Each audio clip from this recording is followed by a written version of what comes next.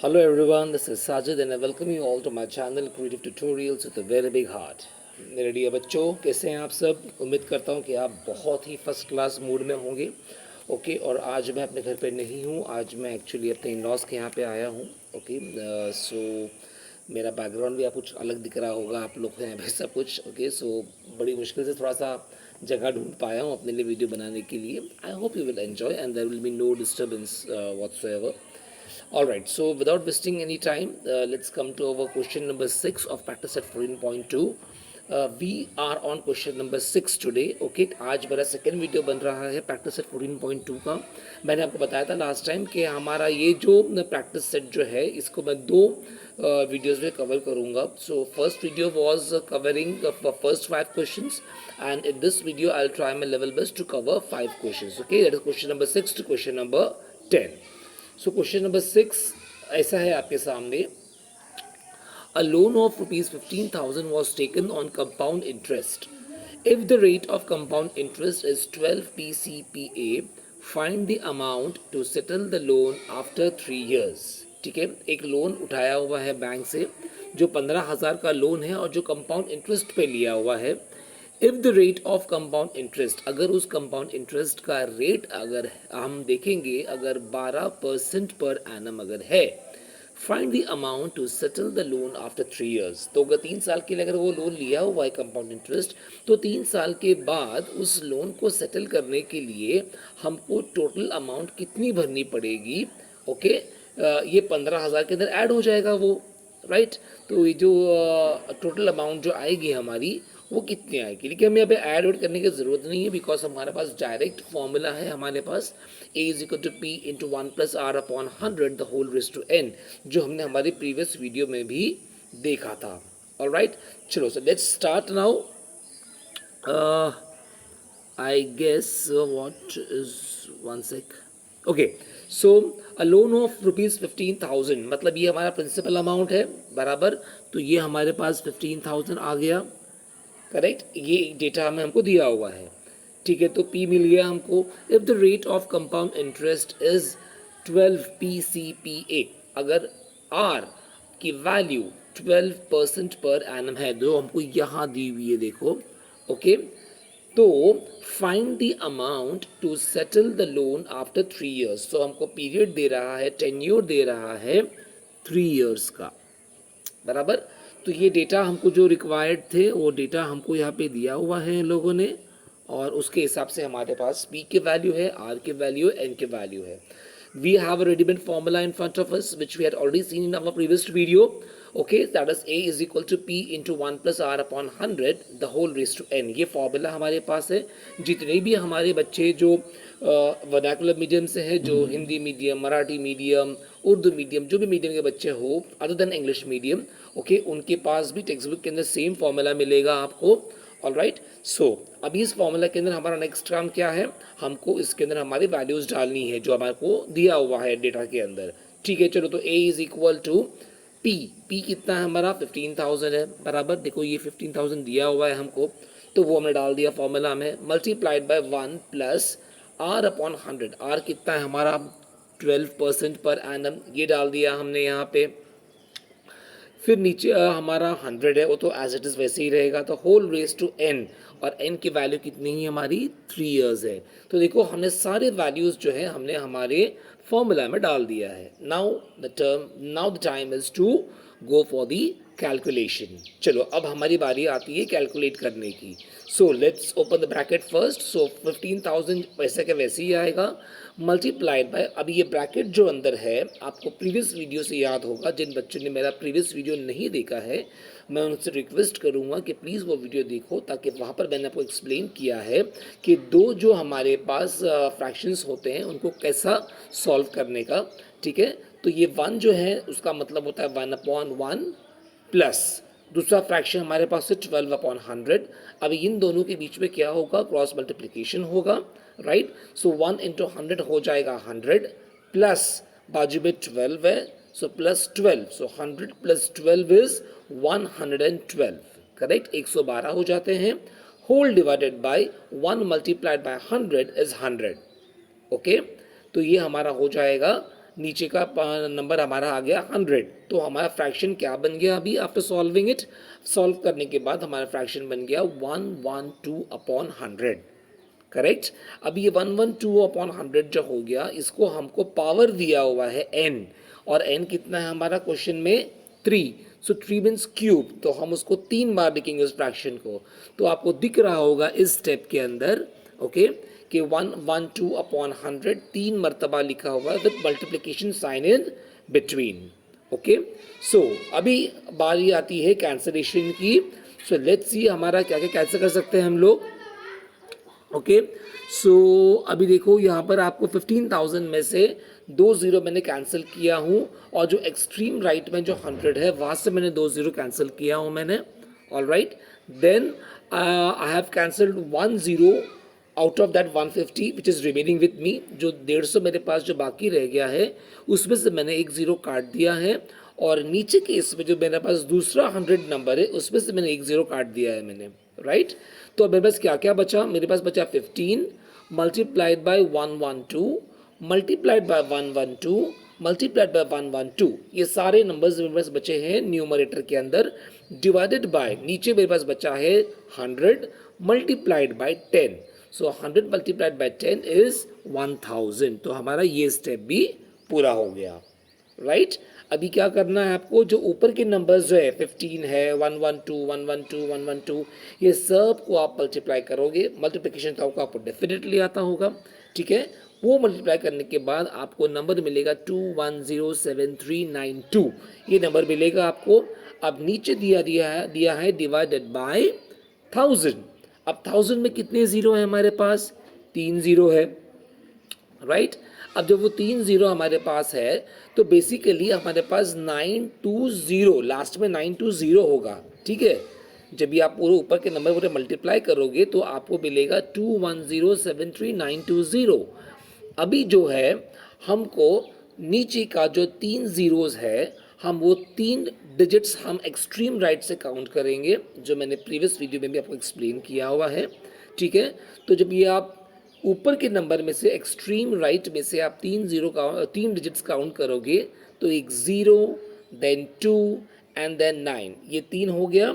अब 9 के बाद हमारा डेसिमल पॉइंट आएगा। ओके, सो हमारा आंसर बन जाता है 21073.92। ठीक है बच्चों, एंड देन मैंने हमेशा बोला है कि फाइनल स्टेप लिखने को कभी नहीं भूलने का, क्योंकि उसको हमेशा आधा या 1 मार्क उसको अलॉट किया हुआ रहता है उसको, ठीक है। So please make it a point two right that step, otherwise your teacher might deduct your half और 1 mark, whatever they have kept it for. Okay, and then so the last step will be the amount to be paid to settle the loan at the end of 3 years is rupees 21,073.92. Okay, तो इतना पैसा हमारा बचता है। जब भी हम इतना अमाउंट पूरा बैंक को भरेंगे तब जाकर के हमारा जो लोन हमने उठाया था 3 साल के लिए 15,000 रुपये का और रेट 12 PCPA के हिसाब से, तब जाकर के हमारा लोन वो पूरा सेटल होगा, ठीक है। सो फाइनल आंसर है 21,073 रुपये .92 रुपये। इतना हमको लास्ट स्टेप में लिखना है, ठीक है। चाहे बच्चा कौन से भी मीडियम का हो, बच्चों याद रखना फाइनल स्टेप लिखने के लिए मत भूलना। आप कौन से भी मीडियम के होंगे लेकिन फाइनल स्टेप के लिए आधा मार्क या 1 मार्क हमेशा रहता है, ठीक है। तो मैं उम्मीद करता हूँ कि सब बच्चों को ये वीडियो समझ में आया होगा और क्वेश्चन नंबर 6 का सॉल्यूशन भी सबके समझ में आया होगा, ठीक है। ओके,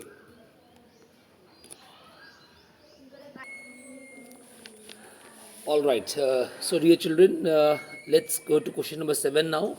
Question number 7 में दिख रहा है आपको a principal amount of rupees 13,924 in 2 years by compound interest at 18% per annum. Find the principal. अभी देखो आपको इस क्वेश्चन में 2 टर्म्स यूज़ किए हैं। एक जगह पर प्रिंसिपल अमाउंट की बात कर रहा है, दूसरी जगह पर प्रिंसिपल की बात कर रहा है, करेक्ट। तो यहाँ बच्चे अक्सर कंफ्यूज हो जाते हैं, तो उस पर कोई बड़ी बात नहीं है, it's very simple to understand. Okay, principal amount, देखो अमाउंट वर्ड साथ में यूज़ किया, दैट मीन्स यहाँ पर आपको ए की वैल्यू दे रहा है, ए। ओके, सो ए कितना है हमारा, A is 13,924. All right, then next क्या दिया है हमको, 2 years. हमको कितनी साल की मुद्दत दे रहा है, 2 years. ओके, 2 साल की. सो हमारा एन हो गया हमारा 2 years. ओके, और रेट ऑफ इंटरेस्ट कितना बोल रहा है, 18 PCPA, that is 18% per annum. सो हमारा आर की वैल्यू हो गई है 18 PCPA. ऑल राइट, अभी देखो हमारे पास ए की वैल्यू है, एन की वैल्यू, आर की वैल्यू है. फॉर्मूला हमारा स्टैंड बाय खड़ा है वहाँ पे, that is A is equal to P into 1 plus R upon 100 the whole raise to N. Okay, so the next step is to substitute all the values in the formula and do the respective calculation. ठीक है, चलो तो हम क्या करेंगे, हम सारे फॉर्मूले, हमारे फॉर्मूले के अंदर हम सारे वैल्यूज डाल देंगे अभी. सो ए कितना है 13,924, वो हमने डाल दिया, that is equal to P. अब प्रीवियस क्वेश्चन में हमको पी दिया हुआ था, हम ए कैलकुलेट कर रहे थे, यहाँ पे उसने क्वेश्चन को घुमा दिया है उसने. ठीक है, एक और ट्विस्ट यहाँ पे दिया है, मैं आगे बताऊंगा आप लोग को. ठीक है, तो यहाँ पर पहली बात तो हमको ए दिया है, हम पी निकाल रहे हैं, ये एक ट्विस्ट हो गया. दूसरा क्या है, सो पी मल्टीप्लाइड बाय 1 वैसे ही रहेगा, प्लस 18 हमारा आर की वैल्यू है. So 18 upon 100 the whole raise to N, N हमारा 2 है. तो सारे वैल्यूज डाल दिए हम लोगों ने अभी देयरफॉर तो हमारा अभी ये स्टेप पूरा हो गया है. Correct. So now the next step is therefore 13,924 is equal to P multiplied by, अभी अंदर एक जगह पे 1 है. 1 मतलब मैंने क्या बताया था बच्चों आप लोग को, 1 का मतलब होता है 1 अपॉन 1. ठीक है, न्यूमरेटर भी 1 है, डिनोमिनेटर भी 1 है. ठीक है, इस तरह वो अपने आप में एक फ्रैक्शन बन जाता है. सो 1 अपॉन 1 प्लस 18 अपॉन 100. सो ये दो फ्रैक्शंस हमारे पास हैं, तो हम क्या करेंगे, हम क्रॉस मल्टीप्लाई के रूल से हम इसको सॉल्व करेंगे और हम एक कॉमन फ्रैक्शन निकालेंगे बाहर. ठीक है, सो 100 multiplied by 1 will be 100 plus 1 multiplied bye 18 will be 18. तो 100 प्लस 18 कितना हो गया, 118 हो गया. द होल डिवाइडेड बाय, पूरा डिवाइड कर देंगे और नीचे का डिनोमिनेटर्स जो फ्रैक्शंस के हम उनको मल्टीप्लाई कर देंगे रूल्स के हिसाब से. So 1 multiplied by 100 will be 100. तो हमारा नंबर बन रहा है 118 upon 100 the whole square. Square क्यों, क्योंकि हमको n की वैल्यू यहाँ पे 2 years दी हुई है. ऑल राइट, तो हमारा ये स्टेप भी हमारे सामने क्लियर हो गया. अभी हम क्या करेंगे, मैंने आपको प्रीवियस वीडियो में बताया था, जो हमको कैलकुलेट करना होता है जिसके वैल्यू, उसको हम एक तरफ रखते हैं, बाकी सारी जो वैल्यूज हमको दिए हुए उनको हम दूसरी तरफ शिफ्ट कर देते हैं. ठीक है, तो P हमको यहाँ पे निकालना है, तो हमने P को एक तरफ रखा है, बाकी सारी चीज़ों को हम शिफ्ट कर देंगे. तो रूल क्या बोलता है, जितने भी P के साथ में टर्म्स हैं जो मल्टीप्लिकेशन फॉर्म में है, वो जब अपनी साइड चेंज करेंगे तो वो डिविजन फॉर्म में आ जाएंगे, और जो टर्म्स P के साथ में डिवीजन के फॉर्म में है वो अपनी साइड चेंज करने के बाद वो मल्टीप्लिकेशन के फॉर्म में आ जाएंगे.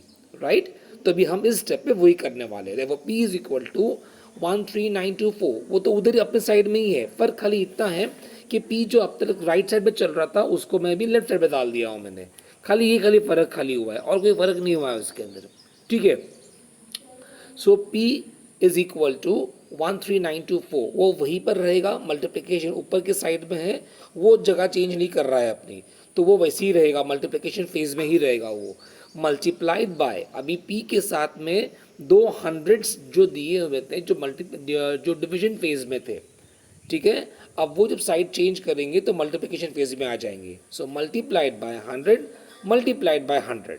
Okay, now the whole divided by, अब P के साथ में जो 118 है जो मल्टीप्लिकेशन फेज में था, अब वो साइड चेंज करने के बाद वो नीचे की तरफ आ जाएगा, और नीचे हमेशा डिवीजन के नंबर्स होते हैं. ओके, तो वो हो जाएगा नीचे 118 multiplied by 118.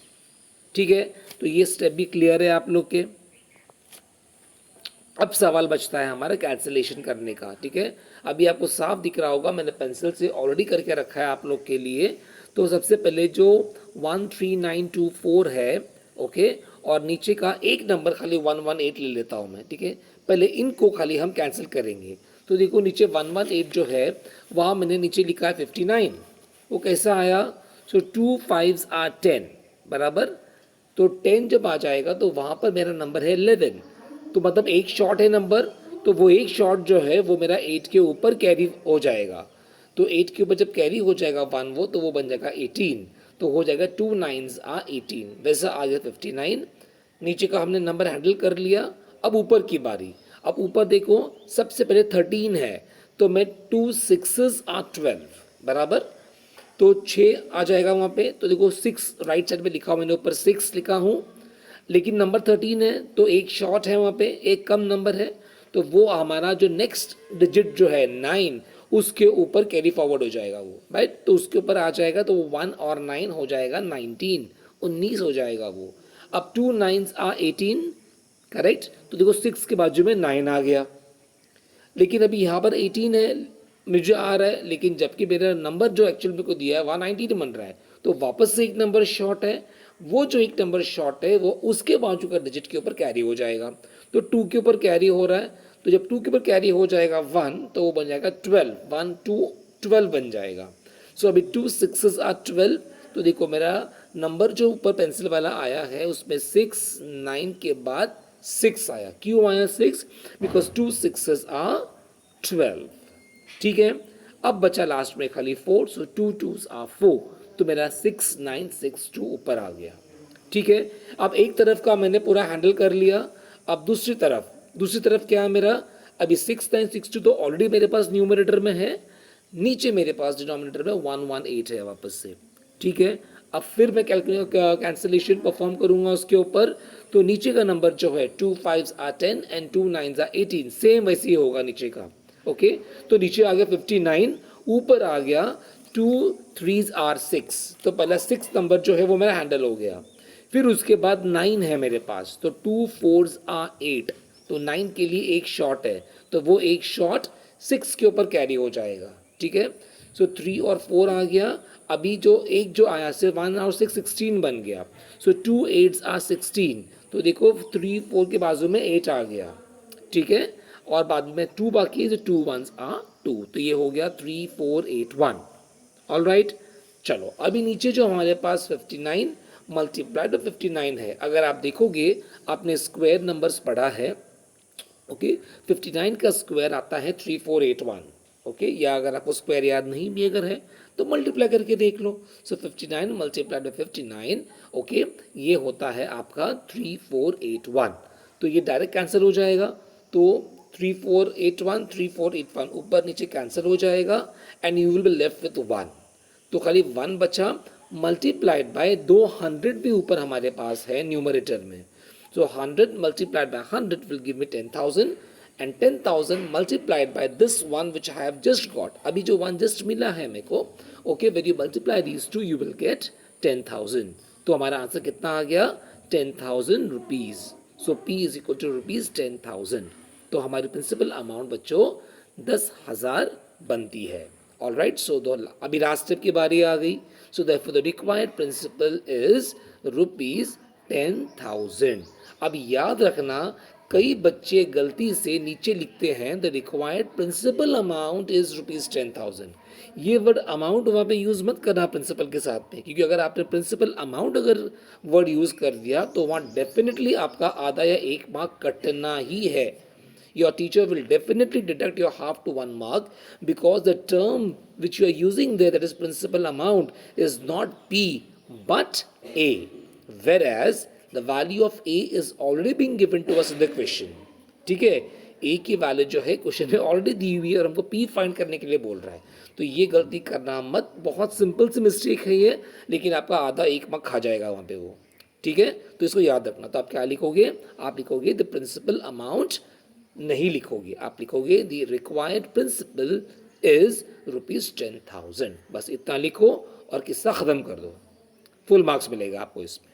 Alright, so I hope that the solution for this question is also clear to each and everybody, okay. उम्मीद करता हूँ कि इसका भी सोल्यूशन जो मैंने एक्सप्लेन किया है बराबर समझ में आ गया होगा सबके। Very good, now let's go to question number 8। All right बच्चों, तो अभी हमारे पास क्वेश्चन नंबर 8 है, स्क्रीन पे दिख रहा है हमको। The population of a suburb is 16,000, ठीक है। सबर्ब क्या होता है? क्या होता है? मैं क्यों बताऊँ? गूगल नहीं है आप लोग के पास, ठीक है। मजाक कर रहा हूँ कि गूगल करके देख लेना, है ना। बस सबर्ब्स एक जगह होती है, जिसे आपने देखा रहेगा बॉम्बे में होता है ना, मुंबई सबर्ब्स वगैरह। ओके, तो ये जगह जो होती है इसको सबर्ब्स बोलते हैं। और आपको डिटेल अगर चाहिए तो आप गूगल पे सर्च कर लेना, ठीक है। अभी हमारा वो सब्जेक्ट नहीं है। तो एक जगह है जहाँ की पॉपुलेशन है 16,000। और राइट, तो ये भी क्या दिया है हमको, इनिशियल पॉपुलेशन है ये, मतलब हमको पी की वैल्यू दिया है 16,000, राइट। आगे बोल रहा है find the rate of increase in the population. तो देखो यहाँ हमको रेट ऑफ इंक्रीज पूछ रहा है, मतलब हमको आर पूछ रहा है। ये पहला क्वेश्चन हमारे सामने बच्चों ऐसा आ रहा है जहाँ पर हमको आर के वैल्यू नहीं दिया है, हमको फाइंड करने के लिए बोल रहा है। वाह, good.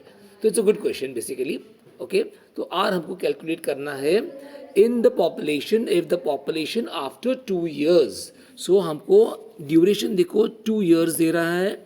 Okay, after 2 years is 17,640, यानी कि लास्ट में, तो लास्ट में यानी कि टोटल कितना होने वाला है, बराबर। तो टोटल अमाउंट जो आती है, करेक्ट, वो हमारा होता है ए।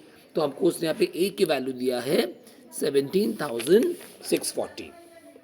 All right, so now we have the values of P, A and N. Okay, तो हमारे पास तीन चीज़ की वैल्यूज़ हैं और हमारे फॉर्मूला के अंदर चार चीज़ें हैं, चार कंपोनेंट्स हैं।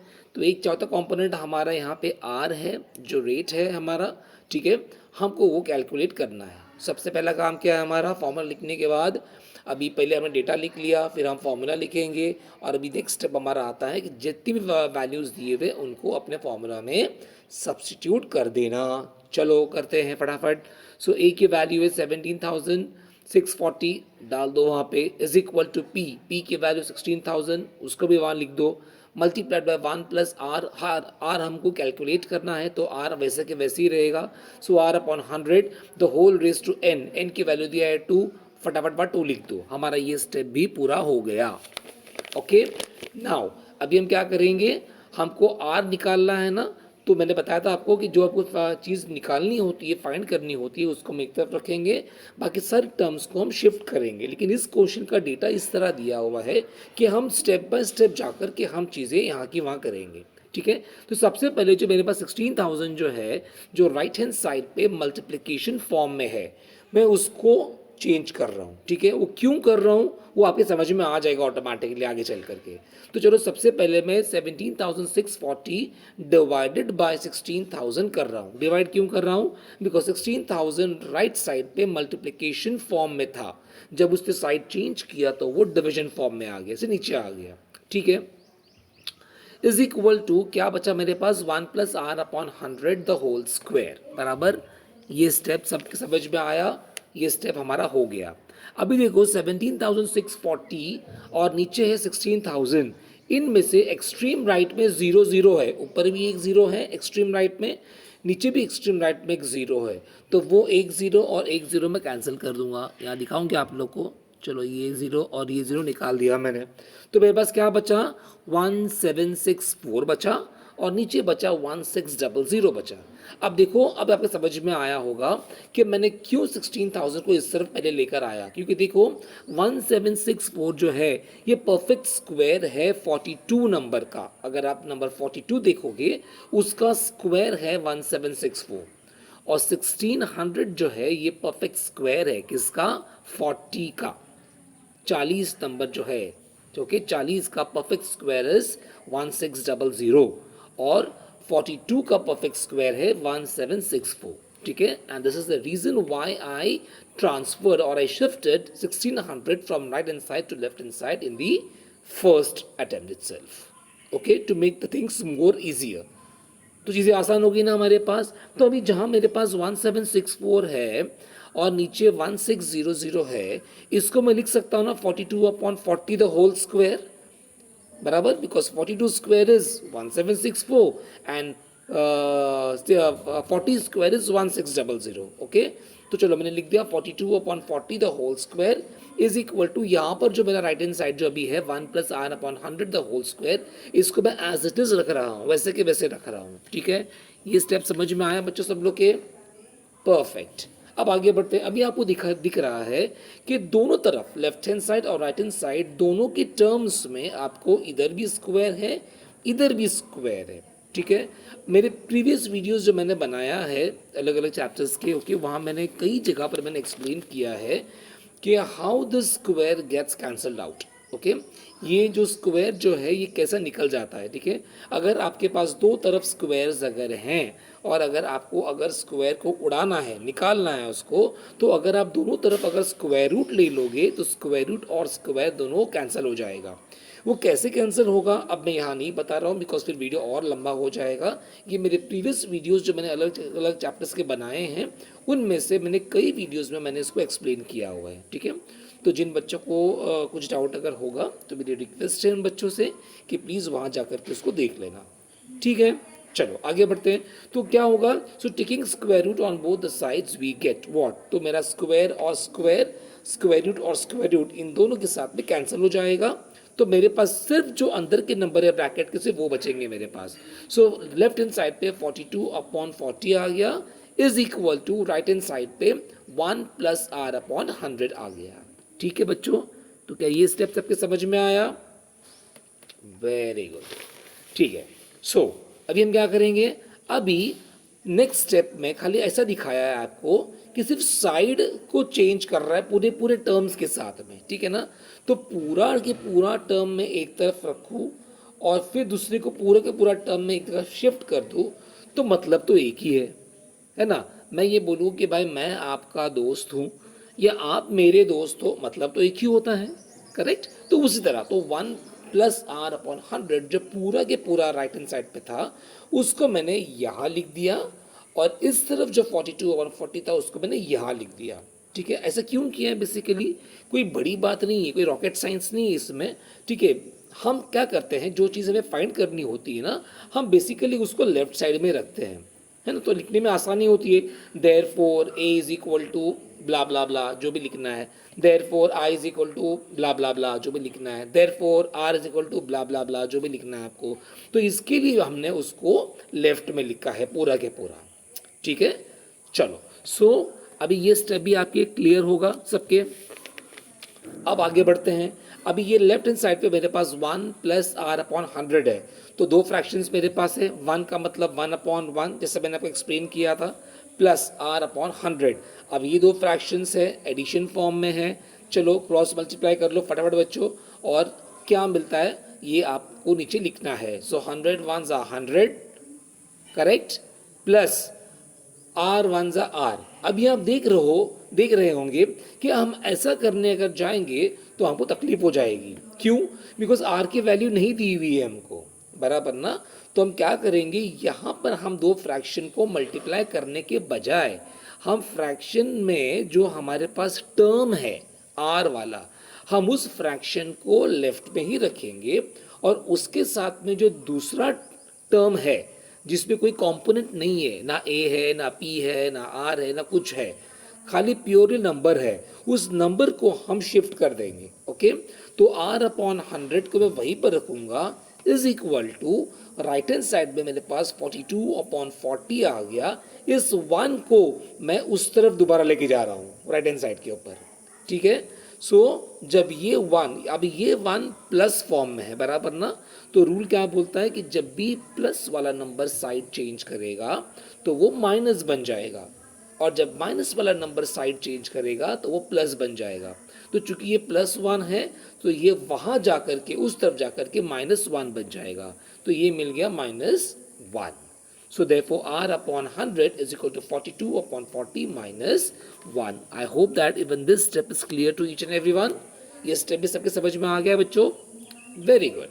अब आगे बढ़ते हैं। सो r/100 को वैसे ही रखा है हमने नीचे, इज इक्वल टू, अब ये 42/40 ये अपने आप में एक फ्रैक्शन है, -1, 1 मतलब 1/1 ये दूसरा फ्रैक्शन है हमारे पास।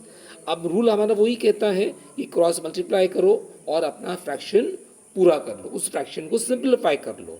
ठीक है, सिंपलेस्ट फॉर्म में लेकर आओ उसको। सो 42 up multiplied by 1 is 42 minus 40 multiplied by 1 is 40। So 42 - 40 is 2, बराबर, divided by 40 multiplied by 1 is 40, so divided by 40 आ जाएगा आपका। तो क्या मिला आपको? आपको मिला 2/40। तो जब भी आप इसको आप सिंपलेस्ट फॉर्म में लेकर आओगे इस फ्रैक्शन को, तो आपको मिलेगा 2/40। ठीक है, चलो अभी हम क्या करेंगे, मल्टीप्लाइड बाय 100। अभी 100 कहाँ से आया? ये 100 जो R/100 हमारे ऊपर के स्टेप में था, वो 100 हमारा नीचे दिया हुआ है डिनोमिनेटर में, मतलब वो डिविजन फॉर्म में था। अब इसकी साइड जब चेंज हो रही है तो ये डिविजन से निकल करके मल्टीप्लिकेशन फॉर्म में आ जाएगा। ओके, सो हो गया मल्टीप्लाइड बाय 100। ठीक है, अभी 40 के पास एक जीरो है, 100 के पास दो जीरो है, तो एक एक जीरो चलो काट डालो वहाँ से, आपको दिख रहा है मैंने ऑलरेडी करके रखा हुआ है आप लोग के लिए। तो हमारे पास बच गया 2/4, सो 2 1 ज़ा 2 ऊपर और नीचे 4 है, 2 2 ज़ा 4, तो हो गया 1/2 बराबर। अब यहाँ पर राइट साइड पे मेरे पास 10 बाकी है, सो नीचे 2 है, सो 2 1 ज़ा 2 और ऊपर 2 5 आ 10। अब मेरे पास सिर्फ बचा नंबर 5 और कुछ नहीं है मेरे पास। बाकी 1 1 1 जिधर भी है आप मल्टीप्लाई कर लो तो भी वही नंबर रहेगा, आप डिवाइड कर लोगे 1 से फिर वही नंबर रहेगा। So eventually I am left with only number that is 5। तो मेरे पास ले दे करके खाली नंबर 5 बचा, वो मेरी आर के वैल्यू है।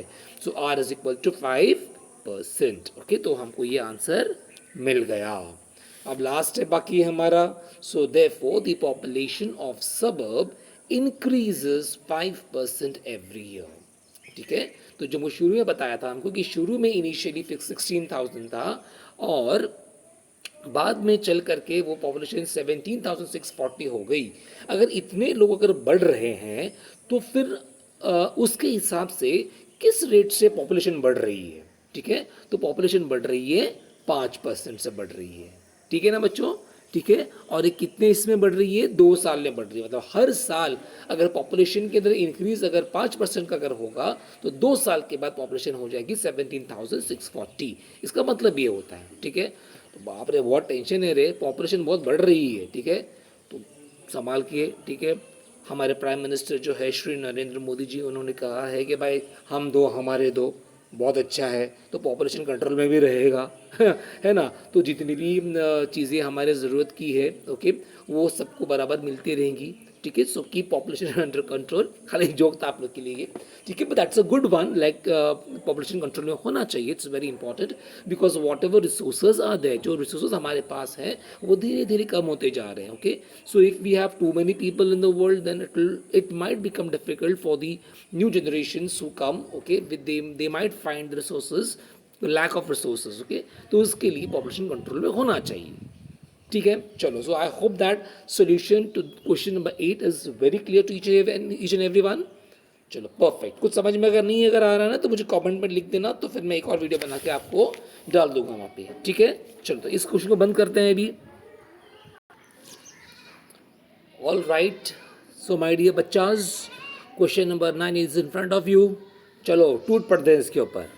In how many years will rupees 700 amount to rupees 847 at a compound interest of 10% per annum? क्या घुमा फिरा के पूछ रहे ला यार, इतना दिमाग होता तो मैं थोड़ी यहाँ बैठा होता।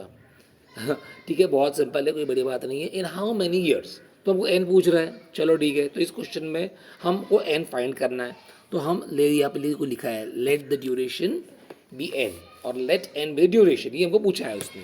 फिर क्या है, will rupees 700, will rupees 700 amount to rupees 847, so amount to, so amount to मतलब वो अमाउंट है, तो अमाउंट कितना 847, सो ए हमारा 847 है, तो पहले के फिगर क्या हो जाएगा 700, वो हमारा बन जाएगा पी। समझ में आ गया? तो ये तीन चीज़ें हमको दी हुई है। चलो ठीक है, एन पूछा है, तो फॉर्मूला है A is equal to P into 1 plus R upon 100 the whole raise to N. ठीक है, तो इसके हिसाब से ये फॉर्मूला हमारा है। इसके अंदर सब वैल्यूज को उठा के पटक दो यहाँ पर ला करके, तो ए की वैल्यू कितनी है 847, डाल दो उसको वहाँ पे, is equal to P, P की कितना है फेंको उसको उठा करके वहाँ पे 700 लिख दो, multiplied by 1 plus R upon 100, R कितना है, अरे चलना ठीक है ना 10 है ना, लिख देता हूँ चल 10 है, the whole raise to N, N मुझे फाइंड करना है मेरे को। ठीक है, चलो तो ये तो फॉर्मूला है, ये हो गया। इस स्टेप में हमने सारे वैल्यूज़ को सब्स्टिट्यूट कर दिया।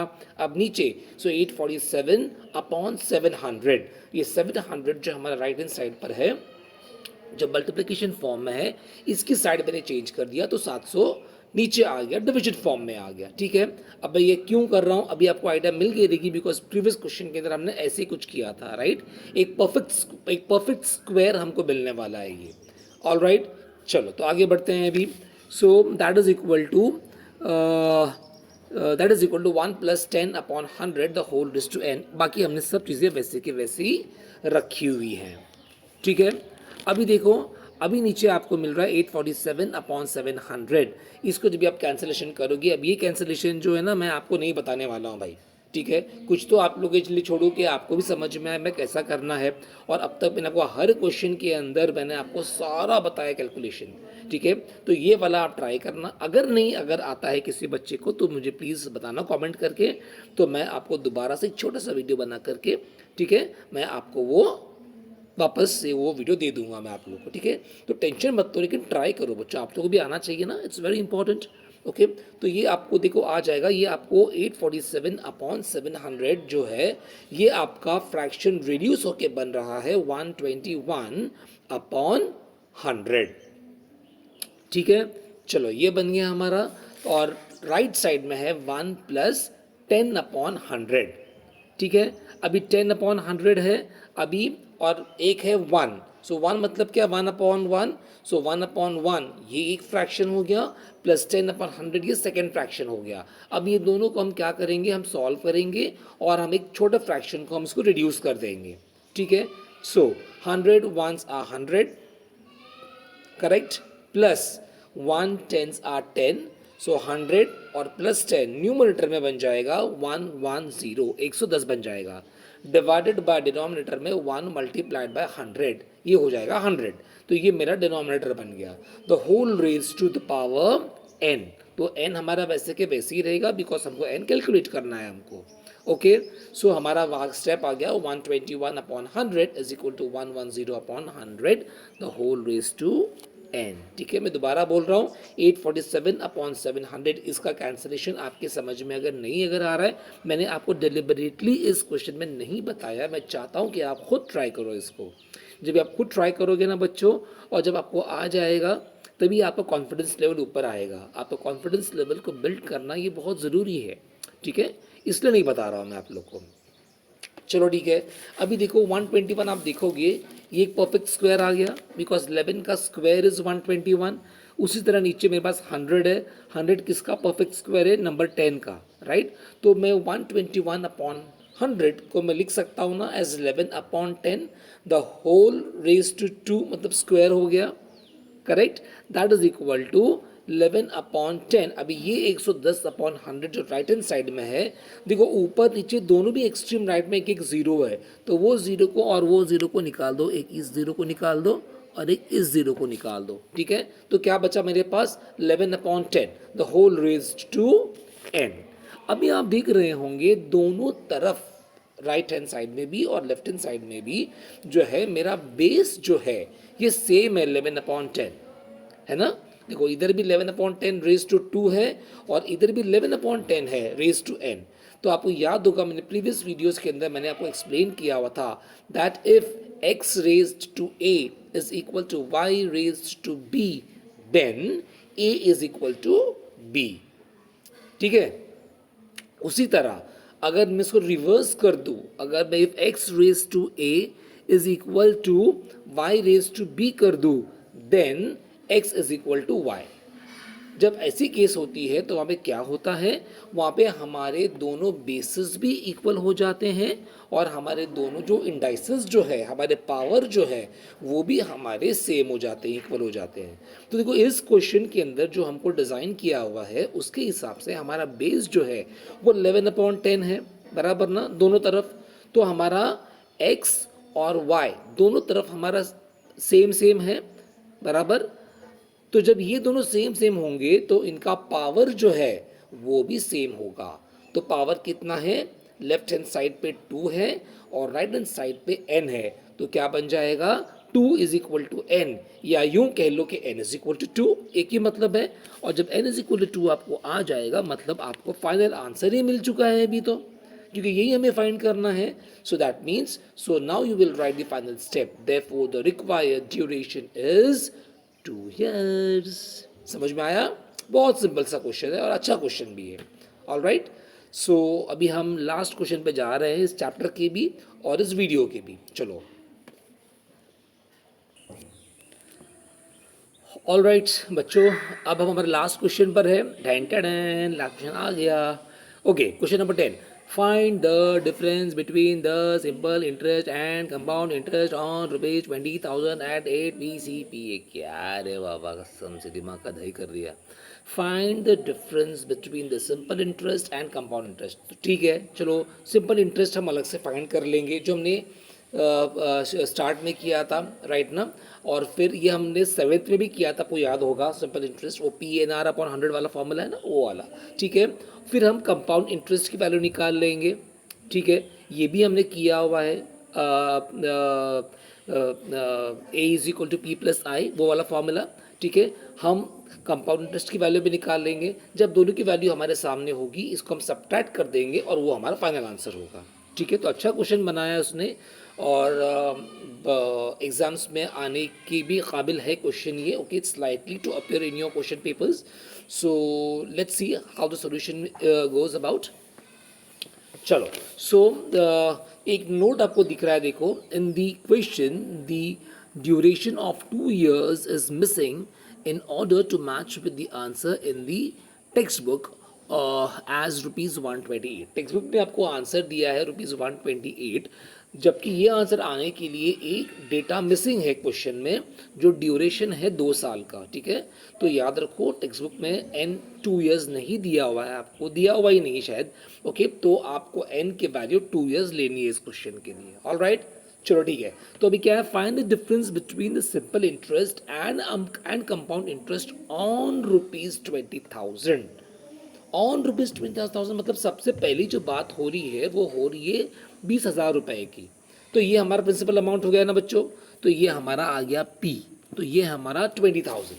ओके, रेट क्या बोल रहा है, एट 8 PCPA, तो हमारा R आ गया 8 PCPA। ड्यूरेशन जो टेक्स्ट बुक में मिसिंग है और यहाँ नोट पे हमने देख लिया, ये हम लेने वाले हैं 2 years। ठीक है, तो 3 डेटा हमारे पास है। तो पहले तो हम सिंपल इंटरेस्ट निकाल लेते हैं। तो सिंपल इंटरेस्ट का फॉर्मूला आपको याद होगा, हमने पहले सीखा है इसको, PNR/100, P multiplied by N multiplied by R upon 100। Okay, तो P हमारे पास है, N हमारे पास है, R हमारे पास है, तीनों चीज़ हमारे पास है। उठा के या इसको पटक दो इस फॉर्मूला के अंदर और सिंपल इंटरेस्ट का निकाल लो। Okay, so P is 20,000 multiplied by N हमारा 2 है, हमने जो लिया है, multiplied by R is 8। Okay, और नीचे हमारे पास 100 है, तो 100 के 2 0 उड़ा दो, ऊपर जो 20,000 है उसके 2 0 उड़ा दो, तो आपके पास क्या बचेगा, 200 बचेगा, multiplied by 2 8s are 16। So 200 into 16 जब भी आप इसको कैलकुलेट करोगे तो ये आपको मिलेगा ₹3,200। तो ये वाला जो फिगर जो हमको मिला है अभी, ये हमको मिल गया सिंपल इंटरेस्ट। ठीक है, अब इसको हम लास्ट में देखेंगे। अब हमारा दूसरा टारगेट क्या है, to find the value of compound interest. उसके लिए हमको ए की वैल्यू चाहिए, एक ही नहीं, because A is equal to P+I। तो हमको A भी नहीं दिया हुआ है, अमाउंट नहीं दिया है हमको, तो पहले हम A निकालेंगे। तो A का फॉर्मूला तो हमने बहुत बार यूज़ किया है यहाँ पर, जो A is equal to P into 1+R upon 100 the whole raise to N। वो फॉर्मूला हम यूज़ करके हम A की वैल्यू निकाल लेंगे। ठीक है, चलो, so A therefore A is equal to P कितना है, 20,000 लिख दो, मल्टीप्लाइड बाय 1 प्लस R कितना है आपका 8, वो भी लिख दो, divided by 100 the whole raise to n कितना है हमारा 2। ठीक है, so therefore A is equal to 20,000 multiplied by, अभी ब्रैकेट में क्या है, 1 plus 8 upon 100। Okay, so all right, तो जो हमारा जो ब्रैकेट के अंदर है 1, वो है 1 अपॉन 1 प्लस 8 अपॉन 100, ये दो फ्रैक्शंस हमारे सामने हैं। ठीक है, सो हम इसको पहले हम सॉल्व करेंगे, इसको सिंप्लीफाई करेंगे और उसको सिंपलेस्ट फॉर्म में लेकर आएंगे। सो क्रॉस मल्टीप्लिकेशन वापस हम यहाँ पे अप्लाई करेंगे इसको. सो 100 into 1 is 100 plus 1 into 8 is 8. तो 100 प्लस 8 हो जाएगा 108. ये हो गया हमारा न्यूमरेटर. नीचे the whole divided by denominator is 1 multiplied by 100 that is 100. So denominator हो गया 100. तो फ्रैक्शन क्या बन गया सिंपलेस्ट फॉर्म में? बन गया 108 upon 100 after simplification. The whole raise to 2. 2 मतलब स्क्वायर, तो हम ये फ्रैक्शन को 2 बार लिखेंगे. तो देखो इस स्टेप में आपको दिख रहा है, इस स्टेप में 20,000 multiplied bye 108 upon 100 multiplied bye 108 upon 100. ठीक है. अभी नीचे डिनोमिनेटर में हमारे पास 200 है, तो दोनों के पास 2 जीरोज हैं, तो टोटल 4 जीरो हो गए. तो कुल मिलाकर ये 4 जीरो और न्यूमरेटर में जो 20,000 है उसके 4 जीरो, हम चारों को कैंसिल कर देंगे. ओके.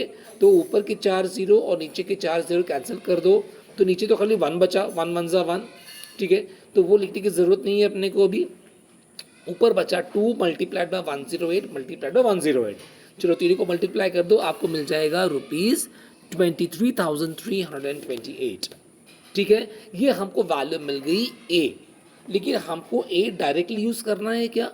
नहीं. ये क्वेश्चन हमको बोल रहा है कि डिफरेंस निकालो between simple interest and compound interest. तो सिंपल इंटरेस्ट की वैल्यू हमने निकाल लिया है. कंपाउंड इंटरेस्ट की वैल्यू निकालने के लिए हमको फॉर्मूला यूज़ करना पड़ेगा दैट कंपाउंड इंटरेस्ट. ओके. या फिर आप खाली आई लिख लोगे तो भी चलेगा. I is equal to A minus P. ठीक है. उस हिसाब से आपका ए की वैल्यू हमने जस्ट कैलकुलेट किया है 23,328 माइनस पी. पी की वैल्यू हमको क्वेश्चन में दी हुई है 20,000, वो मिल गई इज इक्वल टू. अब सब्ट्रैक्ट कर लो.